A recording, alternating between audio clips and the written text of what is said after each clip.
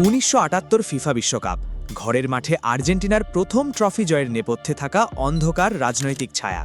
১৯৭৮ সালে আর্জেন্টিনার ফিফা বিশ্বকাপে স্পষ্টভাবেই প্রাতিষ্ঠানিক আতঙ্ক অথবা রাষ্ট্রীয় প্রপাগান্ডা বা অপপ্রচারের লক্ষণ দেখা যাচ্ছিল, যখন পুরো বিশ্ব এক চরম ভূ রাজনৈতিক উত্তেজনার মধ্যে দিয়ে যাচ্ছিল। টুর্নামেন্টটি অনুষ্ঠিত হয়েছিল জেনারেল হোর্গে ভিদেলার নির্মম সামরিক জান্তার অন্ধকার ছায়ার নিচে, যারা মাত্র ২ বছর আগে এক অভ্যুত্থানের মাধ্যমে ক্ষমতা দখল করেছিল। স্টেডিয়ামগুলোর কয়েক ব্লক দূরেই গণনিখোঁজ এবং রাজনৈতিক নির্যাতনের গুঞ্জন ছড়িয়ে পড়ার পর বেশ কয়েকজন ইউরোপীয় তারকা খেলোয়াড় সেখানে আদেও যাবেন কিনা তা নিয়ে প্রকাশ্যে প্রশ্ন তুলেছিলেন। পশ্চিম জার্মানির পল ব্রাইটনার টুর্নামেন্টে যেতে অস্বীকৃতি জানান। অন্যদিকে রাজনৈতিক পরিস্থিতির কারণে ডাচ জাদুকর ইয়োহান ক্রয়েফ এই আসর বয়কট করেছেন বলে গুঞ্জন ছড়ায়। তবে পরবর্তীতে তিনি জানান যে বার্সেলোনায় তাকে অপহরণের একটি চেষ্টার কারণেই তিনি যাননি। ইউরোপীয় দেশগুলোর পক্ষ থেকে টুর্নামেন্টটি পুরোপুরি বয়কট করার ডাক দেওয়া হলেও শেষ পর্যন্ত কোয়ালিফাই করা সব দেশই এতে অংশ নেয়। তবে খেলাধুলা এবং সামরিক একনায়কতন্ত্রের এই ভয়ানক মেলবন্ধনের কারণে টুর্নামেন্টটি চিরকালের জন্য কলঙ্কিত হয়ে থাকে। কারা অংশ নিয়েছিল চলুন দেখে নিই।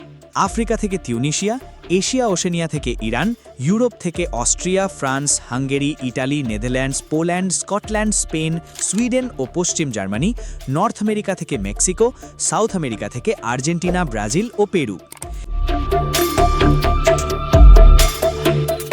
খেলা কোথায় হয়েছিল? স্বাগতিক দেশের মর্যাদা পাওয়ার পর আর্জেন্টিনা 5টি শহরের 6টি ভেন্যু নির্বাচন করে। ফাইনাল ম্যাচটি অনুষ্ঠিত হয়েছিল বুয়েনোস আইরেসের রিভার প্লেটের ঐতিহাসিক হোম গ্রাউন্ড এস্তাদিও মনুমেন্টালে। গ্যালারি থেকে ঝরে পড়া কাগজের টুকরো আর কান ফাটানো গগনবিদারী আওয়াজের জন্য যেমন এই মাঠটি বিখ্যাত, ঠিক তেমনি কুখ্যাত ছিল সামরিক জান্তার সবথেকে ভয়ঙ্কর গোপন আটক এবং নির্যাতন কেন্দ্র নেভি মেকানিক্স স্কুলের কাছাকাছি অবস্থানের কারণে। খেলার ফরম্যাট কেমন ছিল? সেবার নকআউট পদ্ধতি বাদ দিয়ে দ্বৈত গ্রুপ পর্বের অর্থাৎ ডুয়াল গ্রুপ স্টেজ ফরম্যাট চালু করা হয়েছিল। 16টি দলকে প্রথম রাউন্ডে 4টি গ্রুপে ভাগ করা হয়। প্রতি গ্রুপের শীর্ষ 2টি দল দ্বিতীয় রাউন্ডে ওঠে, যেখানে তাদের আবার 4টি করে দলের 2টি পুলে ভাগ করা হয়। এই দ্বিতীয় রাউন্ডের 2 গ্রুপের শীর্ষ 2 দল সরাসরি ফাইনালে খেলার যোগ্যতা অর্জন করে, আর রানার্স আপ 2টি দল তৃতীয় স্থান নির্ধারণ ম্যাচে মুখোমুখি হয়। শুরুর গল্পটা কী ছিল? এই টুর্নামেন্টটি আফ্রিকান ফুটবলের জন্য ঐতিহাসিক মাইলফলক হয়ে রয়েছে, যখন তিউনিশিয়া বিশ্বকাপে আফ্রিকার দেশ হিসাবে প্রথম জয়ের রেকর্ড গড়ে। 2 জুন রোজারিওতে কার্থেজ ইগলসরা মানে টিউনিশিয়া মেক্সিকোর বিরুদ্ধে শুরুতে পিছিয়ে পড়লেও দ্বিতীয়ার্ধে দারুণভাবে ঘুরে দাঁড়িয়ে 3-1 ব্যবধানে জয় ছিনিয়ে নেয়। এই যুগান্তকারী ফলাফল আফ্রিকান ফুটবল সম্পর্কে ইউরোপীয়দের হেয় প্রতিপন্ন করার মানসিকতাকে চূর্ণ করে দেয় এবং পরবর্তীতে বিশ্বকাপে আফ্রিকার জন্য দ্বিতীয় একটি স্থায়ী কোটা বরাদ্দ করতে ফিফাকে বাধ্য করে। ভাগ্য নির্ধারণী ম্যাচগুলো কি ছিল? দ্বিতীয় রাউন্ড গ্রুপ এ বিজেতা নেদারল্যান্ডস, দ্বিতীয় রাউন্ড গ্রুপ বি বিজেতা আর্জেন্টিনা। ব্রাজিল বুয়েনোস আইরেসে ইতালিকে 2-1 ব্যবধানে হারিয়ে তৃতীয় স্থান অর্জন করে। পুরো টুর্নামেন্টে অপরাজিত থাকা সত্ত্বেও কেবল গোল ব্যবধানে পিছিয়ে থাকার কারণে ব্রাজিল ফাইনালে উঠতে পারেনি। এবং পরিশেষে যা ঘটেছিল, ঘরের মাঠে শিরোপা জেতার জন্য আর্জেন্টিনার উপর রাষ্ট্রীয় স্তরের প্রচণ্ড চাপ ছিল। এক চরম বিতর্কিত ফাইনালে এস্টাদিও মনুমেন্টালের ফুটন্ত কড়াইয়ের মতো উত্তপ্ত পরিবেশে অতিরিক্ত সময়ে নেদারল্যান্ডসকে 3-1 ব্যবধানে হারায় আলবিসেলেস্টেরা।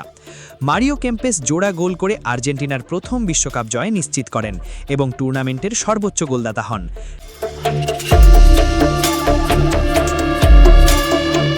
মাঠের বাইরের অন্যরকম একটি গল্প। আর্জেন্টিনার ফাইনালে ওঠার পথটি ফুটবল ইতিহাসের অন্যতম বড় বিতর্ক হিসাবে ঢাকা পড়ে। চির প্রতিদ্বন্দ্বী ব্রাজিলকে টপকে ফাইনালে যেতে হলে দ্বিতীয় রাউন্ডের শেষ ম্যাচে পেরুর বিপক্ষে আর্জেন্টিনাকে কমপক্ষে 4 গোলের ব্যবধানে জিততে হতো, কিন্তু স্বাগতিকরা সবাইকে চমকে দিয়ে সন্দেহজনকভাবে 6-0 গোলে জয়লাভ করে।